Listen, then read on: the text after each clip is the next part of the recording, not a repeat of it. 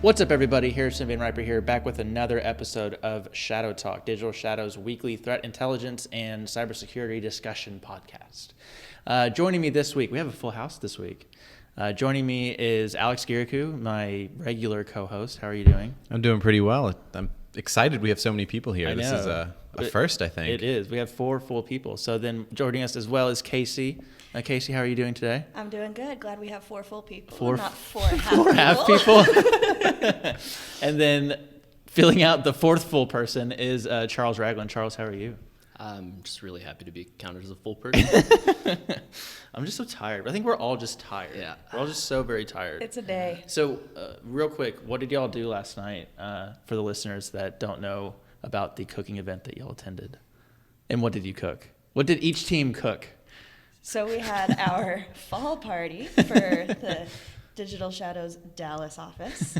And this was an amateur version of Chopped, which I was a big fan of. We had to do a scallop dish and a chicken dish. And then in both of them, we had to have russet potatoes, Brussels sprouts, Parmesan cheese, and orange marmalade. So you had actual requirements for Yeah. Oh, I didn't realize that. I thought you could just gather everything and No, they pulled it all the way to the mystery basket. Yeah, It was pretty cool. my team lost, so that was. Well, I heard that you put sesame seeds on a potato. I wouldn't say that you, by implying me, did not do that. I'm gonna blame you since it's your team. All right, cool. Yeah, no. It's interesting to just watch a whole bunch of very independent people Especially try and accomplish a team exercise. A dish, Yeah. create dinner. I mean, 2 of them. cooking. You. Cooking to me is not really a team sport. Maybe 2 people max. Yeah. especially not 7 people, Yeah, right? seven people with, very obviously different culinary skill levels and backgrounds. There is a phrase, too many cooks in the kitchen. Yeah, no, that's an actual phrase. I would say that was perfectly, that was a perfect example. Perfectly apt. Of my team for sure. So Cool. Well, it sounds like it was fun. Yeah, it was I had awesome. a great time, man. Yeah, It was a blast. that's good. I beat Rick in cooking, so Oh, I've peaked, guys. Rick Holland, barbecue master. I have peaked. This is it. Al was on my team, so Alistair, CEO Patterson. we went down together. All right, cool. Well, that sounds like it was fun. So we've been having a couple busy weeks. This is the first time that I've been back hosting the podcast. I've been deep inside of work and just all kinds of stuff, moving, which was always also a very fun time because moving is always so fun. But we wanted to kind of highlight a lot of the work that all of us have been working on. So to start off, Photon has just launched a new research blog. So this is all around election 2020 and the Typosquats around that. And Alex, this was something that you and I mainly worked on. So why don't you give a quick overview of what that research was? So what we did was we identified all the candidates that are in the running, Democrat, Republican, right now in the 2020 elections in the U.S. We found out, okay, what are their main web domains? And then we decided to plug those into Searchlight and see what we could bring back.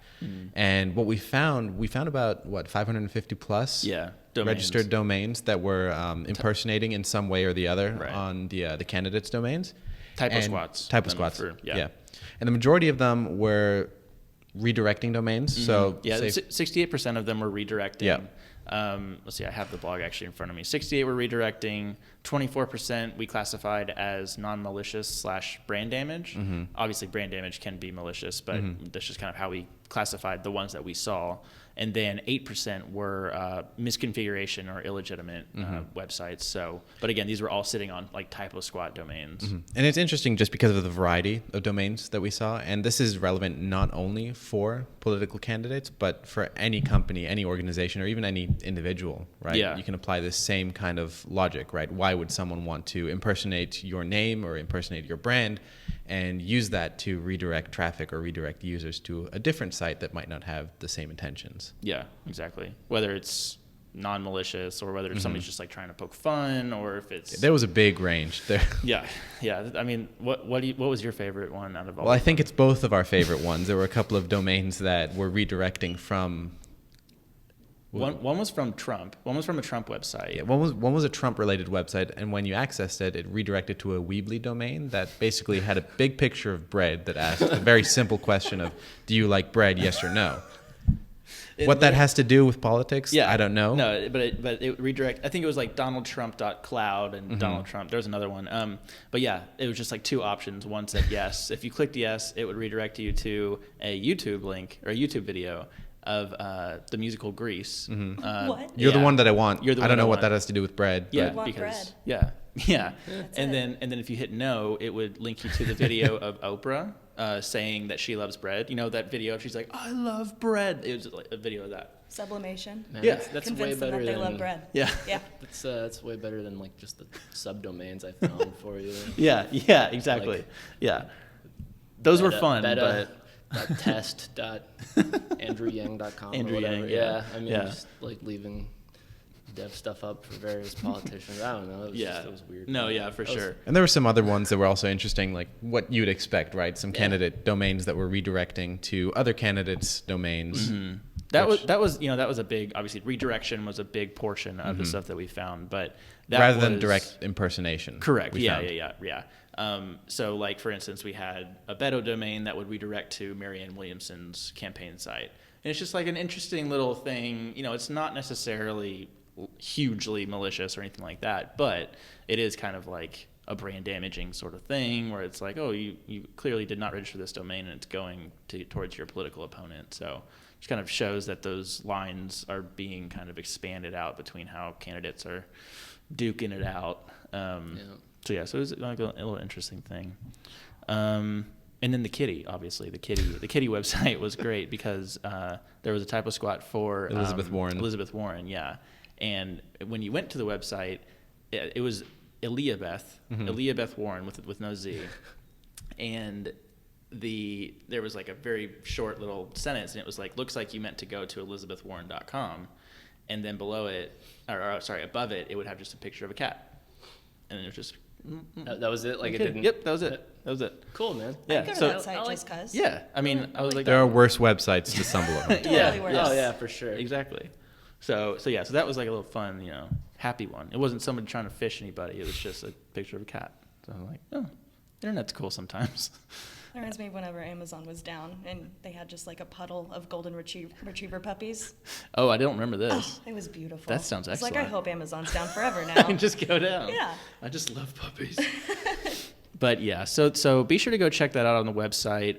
It's up. It is titled Typosquatting and the 2020 U.S. Presidential Election, Cyberspace as the New Political Battleground. And yeah, it's on blogs and research, whatever it's called on the website. We'll put a link in here, obviously. Yeah. But there's also a video that Harrison and I did that kind of walks you through the methodology, and it's a bit more visual and interactive, so you can check that out if you want to. Yeah, as well. it gives you kind of examples of what we saw, and obviously the blog has screenshots and stuff, but this actually walks through what we saw in the Searchlight portal, so you can kind of imagine what that would be like for for your company, putting your domains into there and seeing what comes back. So yeah, it was cool. So yeah, be sure to go check that out, and we'll have a link in the show notes. All right, so then moving on to some of the other stuff that we've been working on, and I'm speaking in the collective we, Honeypots. Yeah. Give me a rundown of your Honeypots stuff. So that blog just got published pretty much right before we started to record this. Let me plug the title. It's Honeypots, Tracking Attacks Against Misconfigured or Exposed Services. So starting back in mid-August or so, set up a honeypot network online. I just wanted to kind of research the current trends in like the attack landscape, kind of see what people were doing. Mainly looking at FTP, rsync, SMB, and RDP, and had the rsync stuff set up over on an SSH server, so people could try and get in and rsync files off of it. Man, the biggest thing is so much ransomware. Really? Yeah, I mean, like SMB, just in like the month time that I was analyzing data, like 1.2 million attempts to install ransomware. That's crazy. On SMB, and I mean, just like, so the volume of stuff you would see, and I kind of go into detail in the blog, is just, it's definitely like automated stuff scanning. And so kind of one of the biggest takeaways that I had is just, if you do like basic security hygiene and just patch the critical vulnerabilities don't expose unnecessary stuff to the internet, you really eliminate a huge chunk of like that kind of attack. Right. I mean, because there's just it came out to something like 1,700 times an hour that stuff would get hit. And I mean, so if you don't have that on the internet, like that's just a huge chunk of stuff that's just not I wouldn't say not a threat anymore, but the skill level is going to go from being an automated bot just trying to exploit stuff to a much more targeted attack where it's going to probably be more of a human trying to do something versus just, people just looking for open things. Yeah. And the ransomware angle of that kind of reminds us all, again, that it's not just through phishing emails, right? Sam showed that ransomware is not only using phishing as an attack vector, but also targeting these vulnerable services. RDP in that case. Yeah. And after like the time frame I was working on too, like you're talking about RDP, is right after that Blue Keep exploit module came out from Metasploit, and surprisingly there was not a big uptick after that came out. That is really surprising. But I think it kind of had to do with the fact that you had to manually configure everything. Yeah. And so you had to obviously import the module. Within the Metasploit module, you're saying? Yeah. So you had to, obviously they released the module, so you had to import it into the framework. You had to set all the options manually, and you couldn't do. So a lot of the modules you can set to scan and attack ranges of stuff, and for that module specifically, you can only do one target at a time. Oh, okay. So I mean, you could probably write like a simple for loop or something to run through everything, but yeah, I mean, most people are just going to try and use the stuff inside the frame. Stuff. Oh, absolutely. And so I think that may have been why that was the case. So interesting. And so also I kind of wanted to just touch on like how you set all this stuff up, because you just use open source stuff, right? Yeah. You didn't really use anything that was like proprietary to DS or anything like that. Correct. Mostly just T-Mobile's their teapot stuff.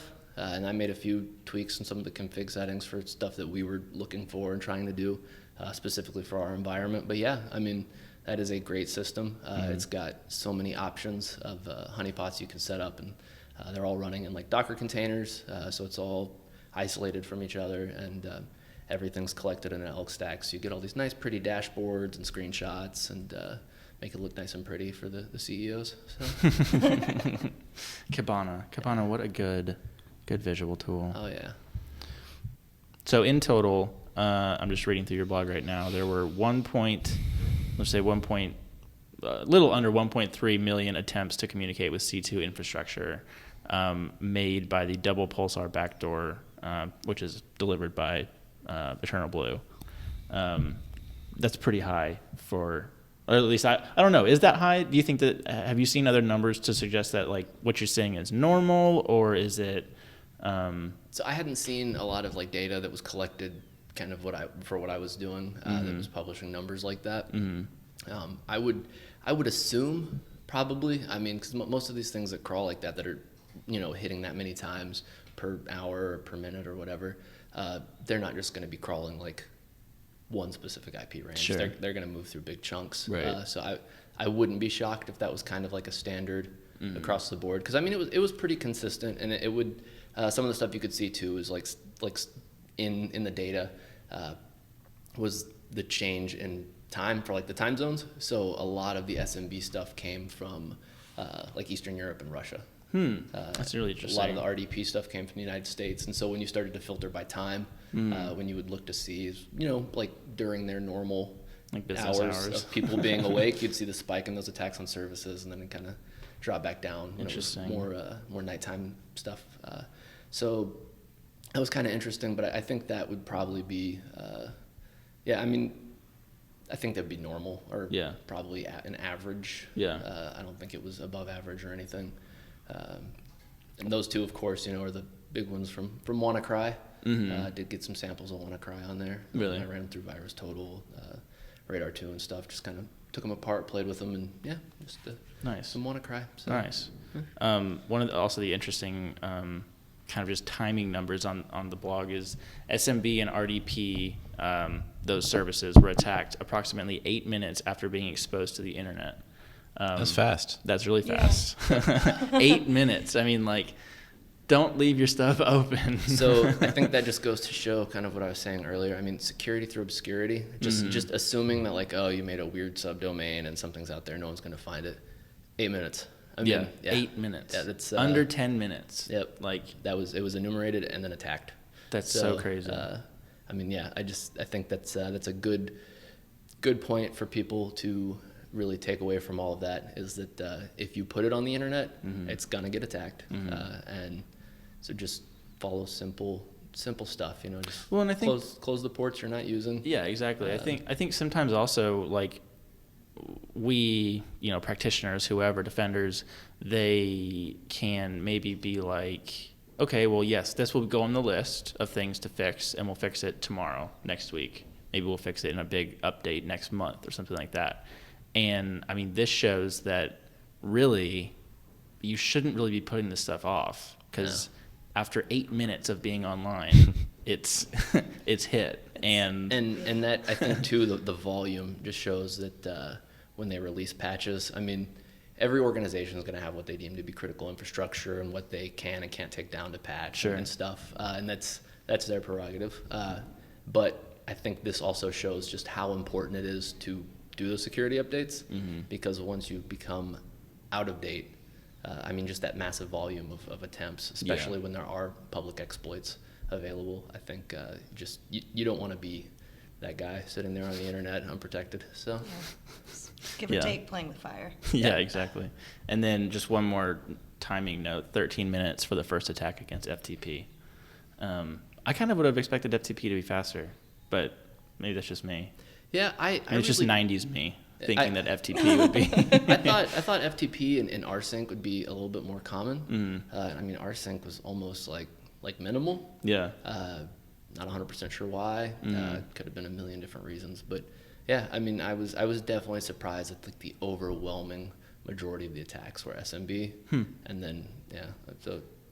I mean, and that actually is something that's been kind of sort of tangentially echoed within like our too much information research, right? I mean, SMB file shares they jumped up from last year, and I don't know really why that is. You know, we came to the conclusion that it could be because people are trying to consolidate their files, and GDPR has forced people to kind of move things around, and you know, maybe that's what's causing it. But I mean, it seems like people are still going after this protocol that we've been saying for a decade now to please don't expose it online. And I mean, and there's just again, it's just that whole thing. I mean, it's just basic stuff. Yeah, it's basic stuff, and then it's kind of back to what you were saying. I mean, you know, as a practitioner, sometimes when you want to put things away or get to fixing things, and then you got a million other fires you got to put out. Yeah, exactly. But I definitely think it's just important for organizations to kind of stay on top of their external facing assets, because that's, I mean, just again with the volume of that stuff too, is I think it also relates to the Internet of Things, like all those IoT devices, because that was another thing that was being uploaded a lot.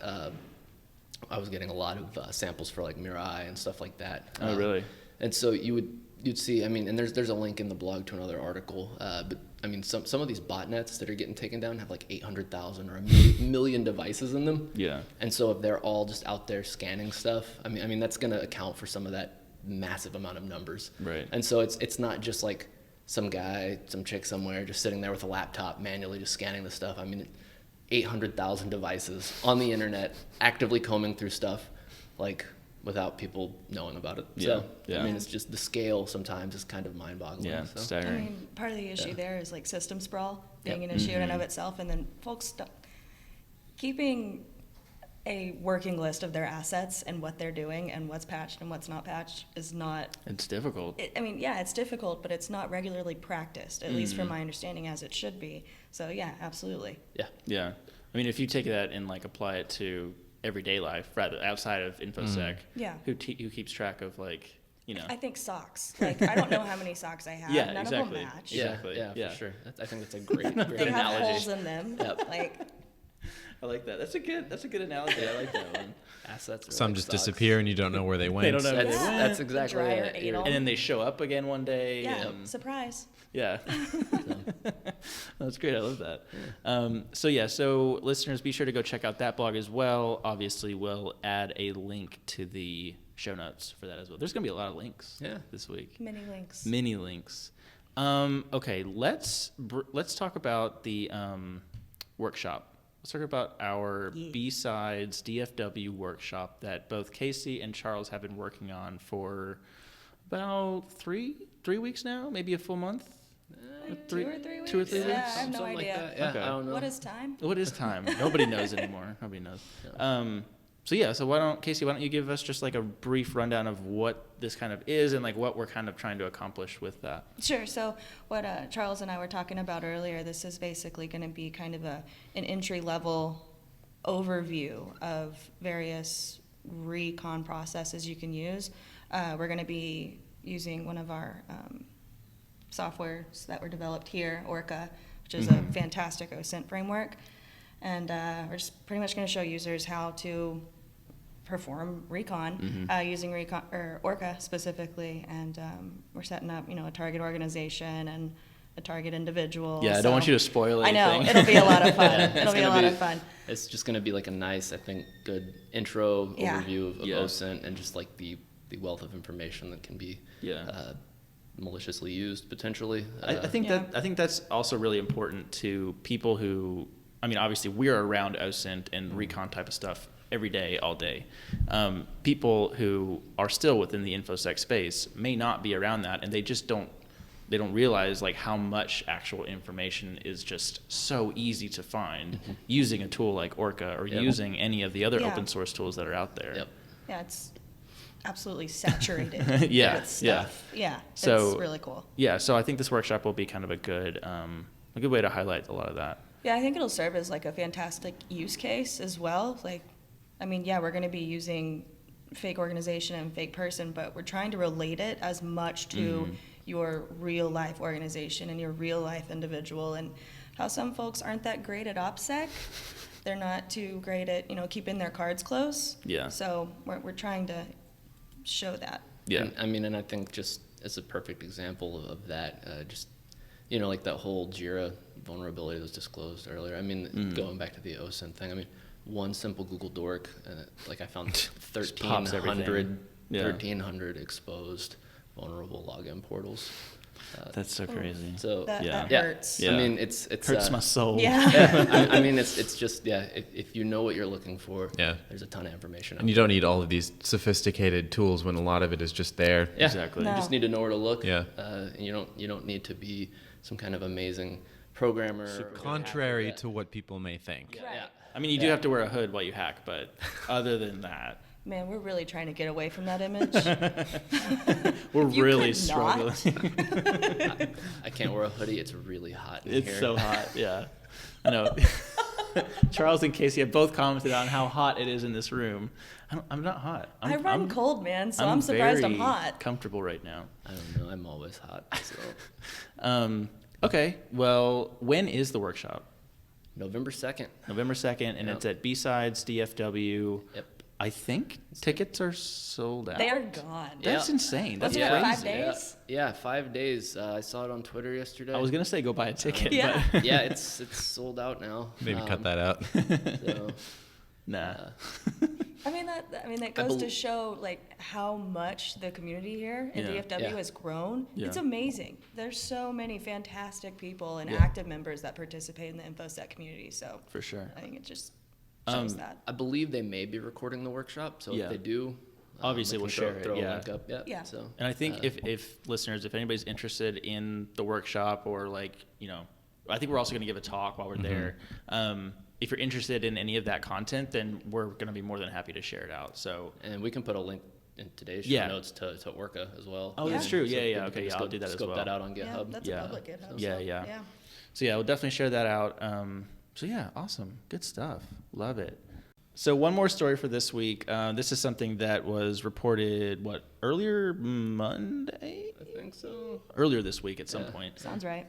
There was a vulnerability that was found in Sudo, which is how would you describe Sudo? It's a package. A package within the Linux distro? Yeah, it just basically lets you execute things with higher privileges. Right. So you can install things, remove files, do administrative tasks, things like that. It's like Right. one of the first things you learn Right, whenever right, you right, start right. working with Linux. Right.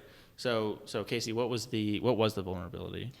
So basically what happened was if you enter like user ID -1 or this really long 4 number, it effectively translated to 0, which is root. Okay. And then that gave users that weren't originally assigned those available privileges all of the privileges. So, I mean, being able to execute arbitrary code like that into Linux as a root user is No bueno. you don't want that. Yeah. Yeah. And it's such a weird specific vulnerability. Yeah. So I mean, like to get it to work, your sudo setup, your file like configuration stuff, you have to let a user execute commands as another privileged user, but not root, which is not a standard Yeah. thing. So I don't see this being Like super. Yeah, I don't. I'm sure somebody out there probably has a setup like that. It's not a standard configuration. Right. Yeah, I'm not gonna say it's like never gonna happen. People never surprise me with their capacity to do weird stuff. But yeah, I mean, I don't think it's gonna be like a widespread crazy thing. I think it was a really cool, interesting thing. Yeah. I got some screenshots from some lab time where I set it up and exploited it. It's on Twitter. Oh, cool. So I threw that up there. But yeah, I mean, I'll link to that as well in the show notes. I don't think it's going to be anything like we'll see a whole bunch of wild, crazy news stories about people exploiting it. Yeah, elevating privileges and Interesting. getting wild on some Linux servers. Have there been any? I mean, I didn't follow this one too closely, but have there been any in the wild exploits or Not that I've instances of it being seen. exploited? Well, Charles did it. Yeah. Oh yeah. That Charles counts. did it, Like yeah. Simon, one of the security engineers on our UK team as well. He did it. Yeah. Yeah. So I So mean, it can be done, and it's not. Yeah, it's just that. With a weird configuration. Yeah. You've got to have a pretty non-standard configuration. Yeah. So you've got to put some effort into making it happen. If you're just running sudo out of the box like normal, the likelihood of this being an issue for you is non-existent. I think almost. So be more concerned with exposing your SMB and RDP ports. exactly. Yeah. For Than real, this though. one. Yeah. Yeah. That will wrap up the news for us for this week. Okay, so question of the week for this week. If you could cook one dish and cook it like it's the best thing that you've ever had in your entire life. Like it could be one of your favorite foods that you just like want to make that you wish that you could make. What would it be? That I wish I could make? Yeah. Bro, what if I can already make it, though? Well, no, that doesn't count. Oh. You need like a favorite food that you have that like you've had at a restaurant or something like that, and you're like, oh my god, I want to be able to cook this forever. I'm not going first. I don't know yet. Mine would be beef Wellington from scratch. I yeah, mean, that's a like good one. make the puff pastry. I mean, the whole thing. Yeah. That sounds good. I think that would be fantastic. It'd be a ton of work, but Casey just gave me the eyes of that. She just thought of something. I want to make pho. Pho? Yeah. Pho? Pho. Pho? Is it pronounced It's pho? pho. Oh, okay. it's pho. I don't have pho very much. Uncultured swine. I am. Okay. Yeah, because, I mean, that broth takes forever to make, and Really? I'm not putting that much time into it. It's like a whole 24-hour thing. Yeah. Unless you were like an expert at it, you would just know how to do Well, it. no, it's not even an expertise thing. It's time. Oh, really? Yeah. You have to like. layering the ingredients and Oh, goodness. making it as perfect as it really is. Uh-huh. No, All ain't right. nobody got time for All that. right. All right. That's fair. That's fair. Alex? I think anything, well, I think things like pastries, right, Yeah. are so Yeah. difficult to perfect that it's almost never worth it to try and attempt it on your own unless you're accepting that you're going to fail the first Yeah, like couple of try it. times. Ba- Yeah. Baking is alchemy, man. Yeah. Yeah. Yeah. It's you could follow the recipe perfectly, and if it's too humid, it's not going to come out Yeah, right. or if you use uh, the wrong type of water, Yeah. if the Yeah. water's too soft, if Yeah. it's too hard, if it's not sourced from Yeah. a spring in the middle of France. yeah, exactly. Then otherwise it just won't work. Yep. I think mine would be, I was originally going to say pizza, just because like if I could make the best pizza that I've ever had in my entire life, I would love to just make that forever. But I'm going to switch it to ice cream or like a gelato or like something like that. Like just something sweet. I have like a massive sweet tooth, which I think I've talked about several times on the podcast before. But if it was something like an ice cream or like a gelato or something like that, oof. I like gelato. So, Ooh, Harrison, so I have an ice cream attachment and an ice cream bowl from my KitchenAid. What? You want me to make you some ice cream? Yeah, I do. Okay. Yeah, I do. All right, well, ice cream coming next week. That's right. Thank you, listeners. Thank you, guests. Talk to y'all next week.